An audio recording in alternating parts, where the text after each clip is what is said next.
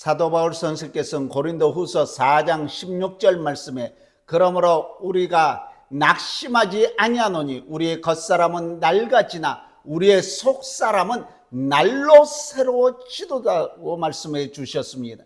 사람에겐 겉사람이 있고 속사람이 있는 것입니다. 겉사람은 보이는 사람, 육신의 사람을 말하고 있는 것입니다. 그리고 속사람은 보이지 않는 사람, 영원의 사람인 것을 말씀하고 있는 줄로 믿습니다. 이 겉사람은 시간이 지남에 따라서 자연히 늙어지고 약해지고 병들고 결국엔 언젠가는 우리의 이 장막이 무너질 수밖에 없는 것입니다. 하나님도 모르고 예수 그리스도를 믿지 아니하는 사람들은 그저 이 겉사람만 보고 살아나가고 있습니다. 그래서 육신의 사람에게만 관심을 가지고 살아나가고 있는 것입니다. 이 육신이 병이 안 나게 하려고, 늙지 않게 하려고, 죽지 않겠다고 가진 노력을 다하면서 생활하는 것을 우리가 보게 됩니다. 우리 인간이 아무리 이 육신에 관심을 가지고 있고 또 최선을 다해서 낡아지지 않으려고 하지만은 하는 수 없이 시간이 가면 갈수록 점점 낡아지게 되는 것입니다. 이것을 막을 길은 어느 누구도 없는 줄로 믿습니다. 그러면 이것이 우리 인간의 전부입니까? 사람이 세상에서 나서 자라고 늙어지다가 이 장막이 무너지면 그것으로 끝입니까? 그렇다면 인간처럼 불쌍하고 허무한 존재는 없을 것입니다. 사랑하는 성도 여러분, 인류 역사를 통해서 사람이 죽은 다음에는 어떻게 될까 하는 이 질문이 큰 질문으로 차지하고 있는 것을 우리가 보게 됩니다. 그래서 어떤 사람은 무덤이 종착역이라고 생각해서 무덤에 굉장하고 아름답게 꾸며놓습니다. 자기가 세상에 쓰던 모든 기구들, 금은보화를 무덤에다가 함께 묻어버리는 일도 있었습니다. 또 어떤 사람은 죽으면 그 뒤에는 아무것도 없으니 그저 세상에 살아있을 때 먹고 마시고 즐기고자 하는 것입니다. 하루살이와 같은 가련한 인생인 줄로 믿습니다. 그런데 여러분, 성경은 우리에게 분명하게 말씀하고 계십니다. 세상 사람은 보통 보이는 것이 전부인 줄 아는데 보이는 것은 잠깐이고 오히려 보이지 않는 것이 있는데 그것은 영원하다고 말씀하고 있는 것입니다. 이 보이는 사람, 겉사람, 육신의 사람은 모세가 말한 것처럼 우리의 평생이 일시간에 다합니다. 우리의 연수가 70이요 강건하면 80인데 그 연수의 자랑은 수고와 슬픔뿐이요 신속기간이 날아간다라고 말씀하고 있습니다. 그러면 이것이 우리 인간의 전부입니까? 아닌 줄로 믿습니다.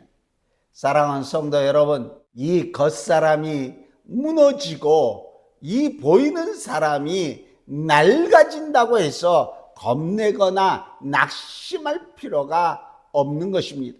땅에 있는 우리의 이 장막의 집이 무너지면 하나님께서 우리에게 주시는 집이 있다는 것을 우리는 기억해야 될 줄로 믿습니다. 이 집은 우리의 손으로 지은 집이 아닌 것입니다. 하늘에 있는 영원한 집인 줄로 믿습니다. 그러면 누가 그 집에 갈 수 있습니까? 누구나 다 갈 수 있는 그러한 집입니까?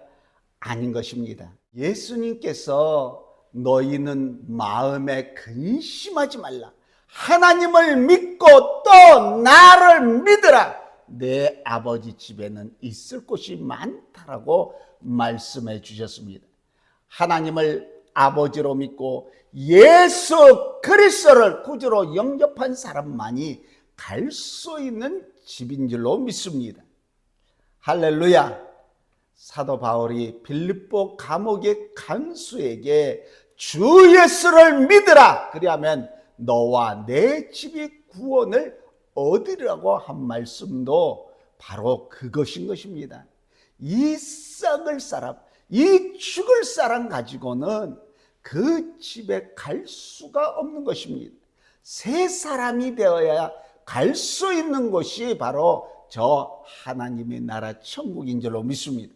그러면 어떻게 새 사람이 될 수 있습니까? 새로운 목욕을 하고 새 옷으로 갈아입으면 새 사람이 됩니까? 마음이 새로워져야 하는 것입니다.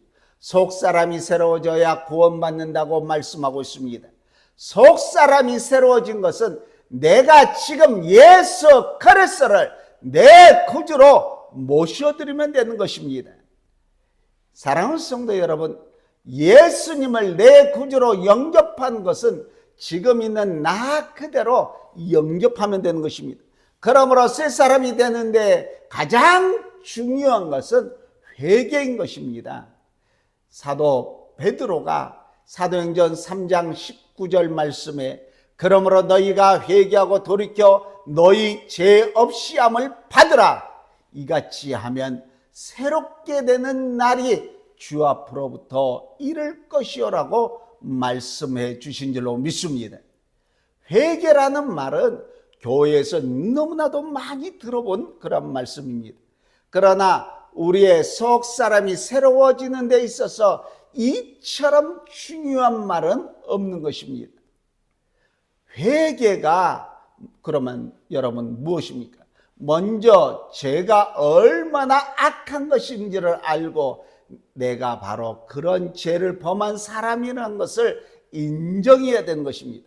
아무리 회개해도 내가 죄인인 것을 인정하기 전에는 회개할 수가 없습니다. 스스로가 죄인인 것을 인정해야 회개할 수가 있는 것입니다. 누가복음 18장 13절 말씀에 세리는 멀리 서서 감히 눈을 들어 하늘을 쳐다보지 못하고 다만 가슴을 치며 이르되 하나님이여 불쌍히 여기소서 나는 죄인이로소이다 하였느니라, 이렇게 말씀하고 있습니다. 베드로도 누가복음 5장 8절 말씀에 시몬 베드로가 이를 보고 예수의 무릎 아래 엎드려 이르되 주여 나를 떠나소서 나는 죄인이로소이다 하니, 이렇게 말씀하고 있습니다. 우리가 다른 사람과 비교하면 내가 좀 괜찮다고 생각할 수 있습니다. 그러나 하나님과 비교하면 우리가 죄인인 것을 인정하지 않을 수가 없는 줄로 믿습니다.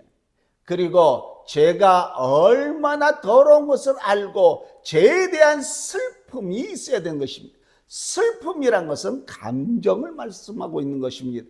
슬픔이 없는 회개란 있을 수가 없는 것입니다. 여러분, 우리는 성경이 말씀하신 대로 죄와 허물로 죽었던 사람인 줄로 믿습니다. 죄에 대한 슬픔은 우리의 회개하는 데 이르게 하는 것입니다. 그리고 한 가지 더 생각할 것은 죄에서 완전히 돌아서는 일인 것입니다. 그러므로 하나님의 도우심이 없으면 바른 회개를 할 수가 없습니다.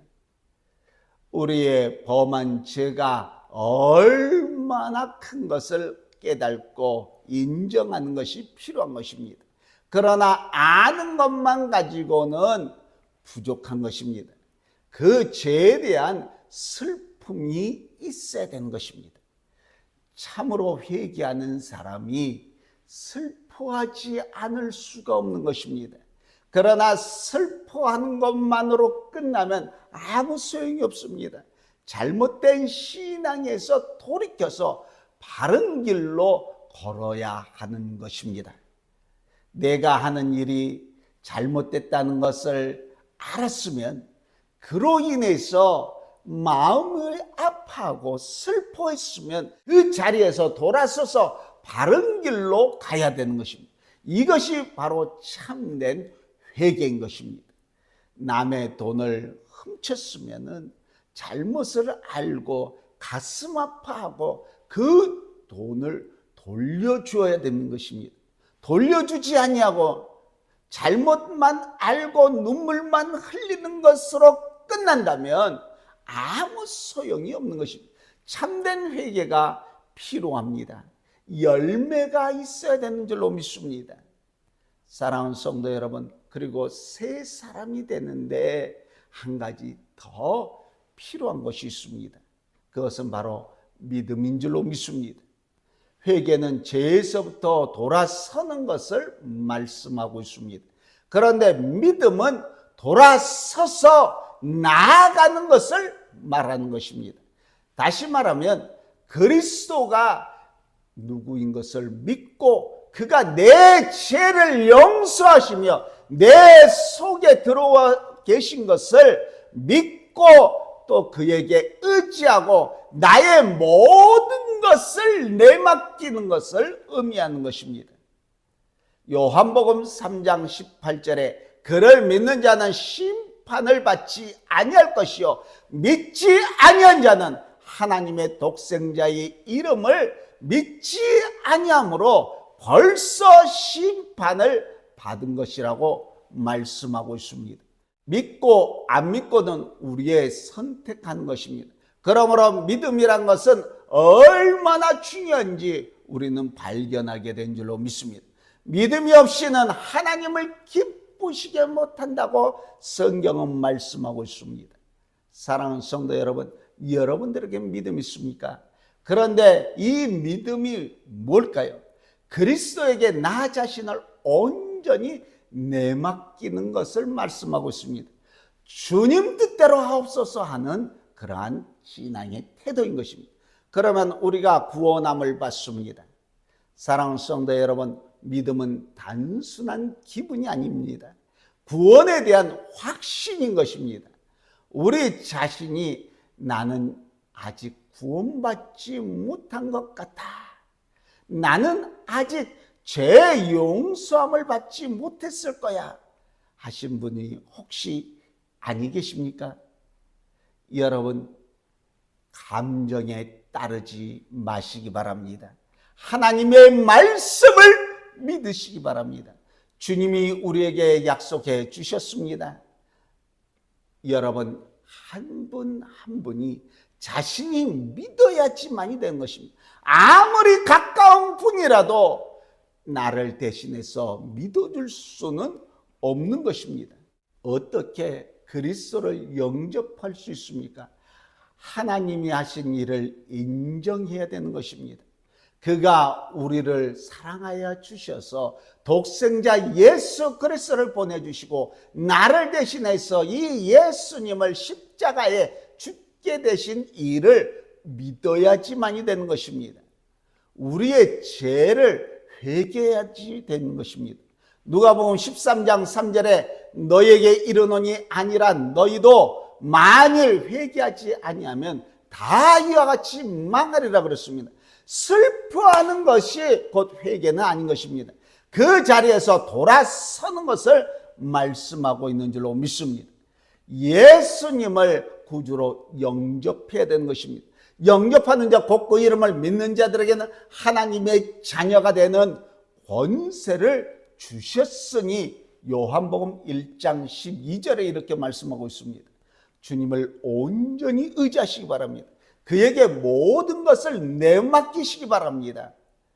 또 사람 앞에서 예수가 여러분들의 구주인 이 사실을 고백을 해야 되는 것입니다. 누구든지 사람 앞에서 나를 아노라 하면 나도 하늘에 계신 아버지 앞에서 저를 아노라 하겠다고 말씀해 주셨습니다. 이것이 매우 중요한 사실인 것입니다. 내가 그리스도를 영접하고 나서 새 사람이 되자마자 증거해야지만이 되는 것입니다. 여러분, 이 시간 예수님을 여러분들의 구주로 영접하셨습니까? 그러면 여러분은 하나님의 자녀가 된 줄로 믿습니다. 예수 그리스도 안에서 새로운 피조물이 된 줄로 믿습니다. 오늘부터 새 사람이 되어서 언제나 주 안에서 사시기를 우리 주 예수 그리스도 이름으로 간절히 축원합니다.